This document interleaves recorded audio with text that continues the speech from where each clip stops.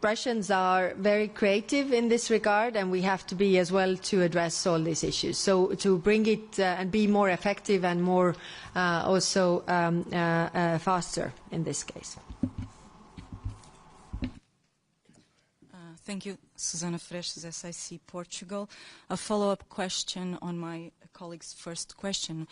Very concretely, when you say that you welcome President Trump's efforts, my concrete question is, do you still believe peace in Ukraine is possible without territorial concessions? So very concrete question.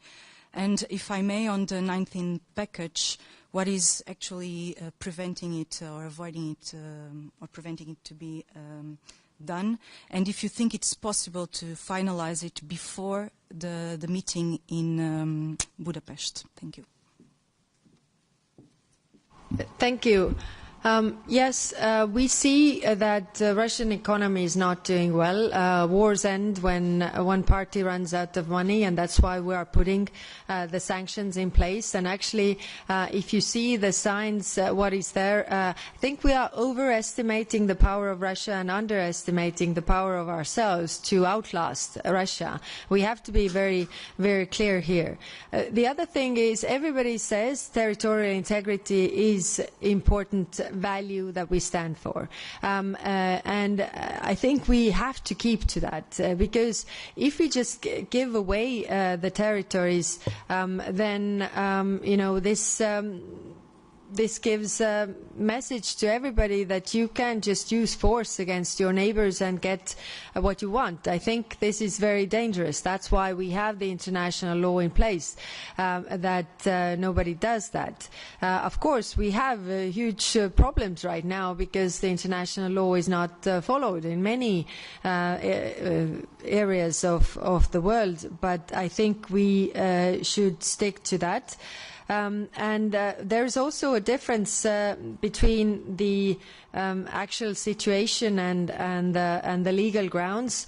I mean, that what you can conquer back is one question, but the other question is also what you recognize as the territory of another country. So I come from a country that was occupied for 50 years, but majority of the countries in the world didn't recognize them to be Russian territories, and that also meant a lot. So I mean, there are a lot of issues which should stick to our values and principles. That's very clear, and to have the pressure on Russia to really stop this war.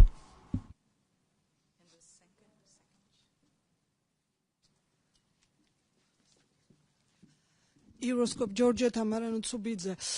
We all see and observe the situation in Georgia worse and worse. Today, Minister from Germany, he mentioned that all measures on the table. You also mentioned Georgia, but if you can be more clear, which kind of measure do you have on the table regarding to visa suspension? So can we expect already in November or in December also about the targeted sanctions and maybe sanctions regarding the hybrid threats or propaganda? And also you mentioned that now we'll be meeting Black Sea and Central Asia, Asian countries. I saw a document and the place of Georgia is empty. Am I correct that, and I understand correctly, that Georgia will not be on this meeting? So representative from Georgia wasn't invited on this meeting. Thank you. Thank you. As you know, we have proposed several measures under different sanctions regime. So far, we have not been able to adopt them because of not all member states being supportive. When it comes to the visa, then Commission will present its visa suspension mechanism later this year. Then also putting forward the the regulation on visas and certain groups. As it is not my competence, so I will not comment in detail, but this should be the case. When it comes to the meeting today, then Georgia was not invited in ministerial level. Thank you.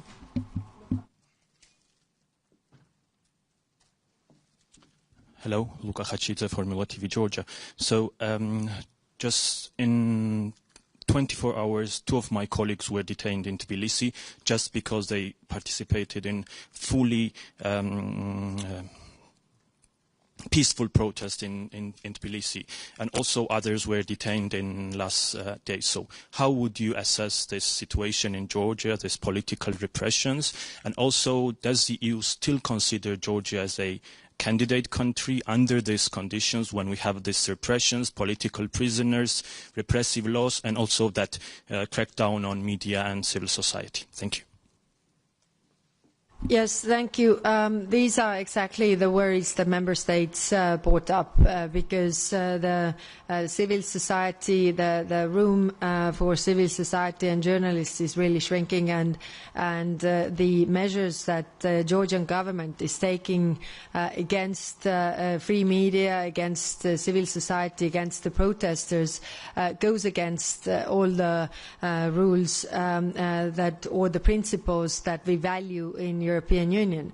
And that's why, of course, the question that you also raise about the candidate, I mean, them being candidates to become European Union member, I mean, with these measures, it's impossible to consider that it will be the case, because this is going totally in another direction with what Europe represents. Thank you.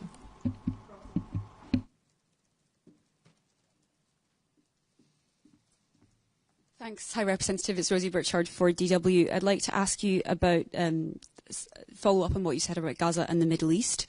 So this morning you told us you would give us an update after these talks on what ministers said about sanctions. You put sanctions on the table against members of the Israeli government. There's a measure proposed regarding trade. Will those move forward, or do you think it's time to shelve them given the developments? And can I just follow up briefly? The French foreign minister also said he would like to see EU BAM Rafah expanded in its mission. Was that discussed? Would you be in favour of that? Thank you very much. Yes, thank you. Of course, the context has changed since the measures were put on the table. So we discussed today, and there were very divergent views. So what is something that we landed on is that we don't move with the measures now, but we don't take them off the table either, because the situation is fragile, and also we need to see really the improvement of humanitarian aid reaching Gaza. We need to see also Palestinian revenues to be given to Palestine or released by the Israeli authorities. We need to see journalists and humanitarian aid workers getting in. We need to see also the international NGOs registration to be unrestricted. So these were the worries that member states raised. So for now, we are not taking them off the table, but we are not moving with them either, because the situation is very fragile. Now, when it comes to IBAM Rafah, yes, the discussion, what more can we do in order to contribute to the peace plan? Immediately when the peace plan was issued, we immediately put together on the European level what we could contribute to each point of the peace plan. And the two missions that we have, EU-PAM Rafah and EU-Pol COPS, are also part of what we could contribute also to discuss the further or expansion of the mandate.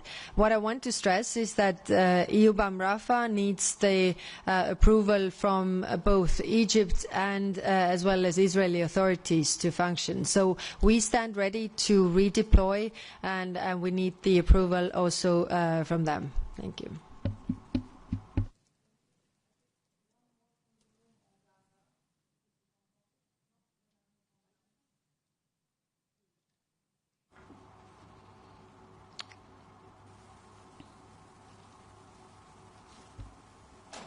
Julia, press speak.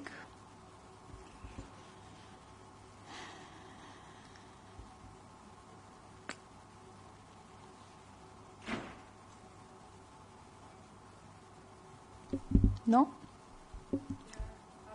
Okay. Okay, take.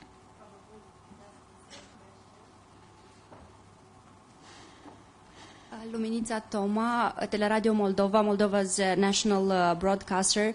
I would really want to know if, besides the lesson learned after Moldovan elections, whether today's discussion among the foreign affairs ministers brought Moldova any closer towards like opening the first negotiation clusters, maybe.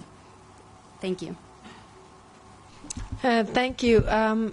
Yes, Enlargement Commissioner Marta Kos was also making the points of Moldova's development in this regard, and to be ready to move there. Of course, we have the obstacles when it comes to our decision-making processes on the European level, so we are working on them right now. So today we are not adopting any decision, but there was a wide consensus in the room that supported Moldova's accession. Thank you.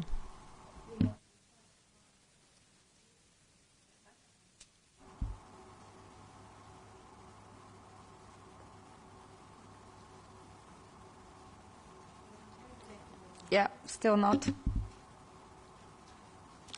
We I'm here. Sorry. Now. Okay. Yes. Julia, General TV, Republic of Moldova.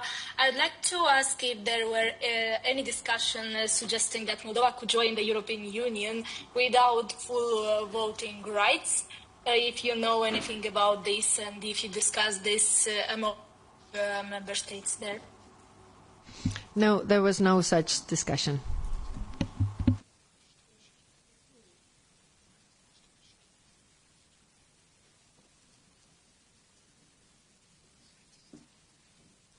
Yes, good afternoon, Philippe Renier, newspaper Le Soir in Brussels. You mentioned the financial support for Ukraine, but there is also the question of the military support. Or it seems that there is a sharp drop in the military support from the EU member states since this summer. And there is also your initiative to offer 2 million ammunition rounds to Ukraine, which is apparently lagging. So is there any solution towards this problem? Thank you. Thank you. It is true that in addition to the financial support, Ukraine also needs the military support to outlast.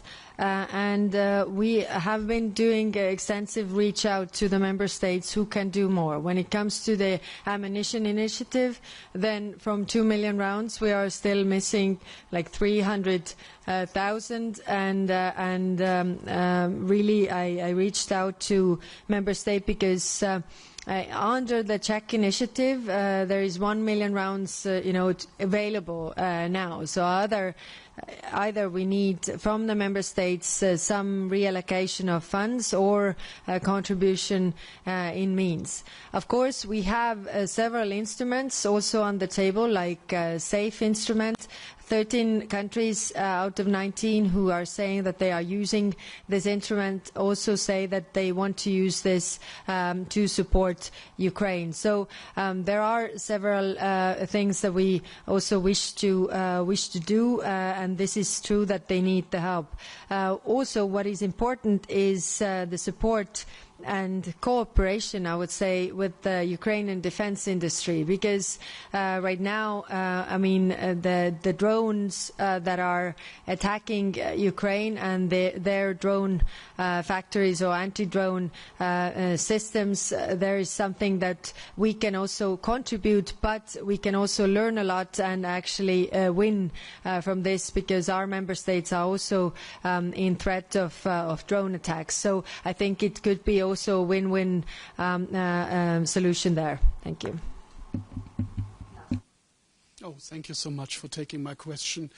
Mr. Roller from CDF German TV.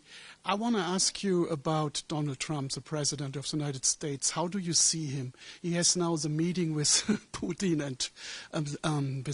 and himself without Zelensky. Is he a reliable partner for Europe, or how do you deal with this kind of partner? Thank you.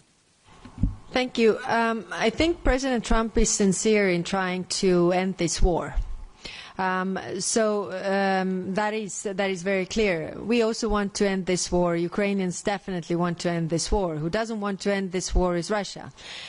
We should not be distracted. I think our course here is very, very clear.